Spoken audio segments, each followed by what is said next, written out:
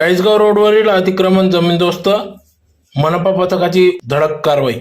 शहरातील जेल रोडवरील अतिक्रमणावर अतिक्रमण विभागाचा हातोडा पडल्यानंतर महापालिकेने चाळीसगाव रोडवरील अतिक्रमणाकडे आपला मोर्चा वळवला असून चाळीसगाव रोडवरील अतिक्रमण बुलडोझरच्या सहाय्याने पोलिसांच्या मदतीने जमीनदोस्त करण्यात आले।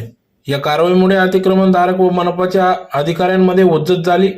अधिकाऱ्यांनी अतिक्रमित जागेवर उभारलेली दुकानांचे फलक, टपऱ्या, पुढे आलेले शेड काढण्यात आले। मालेगाव रोड पासून चाळीसगाव चौफुलीपर्यंत उभारण्यात आलेले अतिक्रमण बुलडोझरच्या मदतीने काढण्यात आले। तर काही दिवसापूर्वी मिरवणुकीवर दगडफेक झाल्याने चाळीसगाव रोड परिसरातील नागरिकांनी दगडफेक करणाऱ्यांवर कारवाई करण्याची मागणी केली। मोर्चा काढून निवेदनाद्वारे मागणी करण्यात आली होती। त्या अनुषंगाने मनपाच्या अतिक्रमण विभागाने पोलीस प्रशासनाच्या मदतीने अतिक्रमण काढण्याची धडक मोहीम राबविली।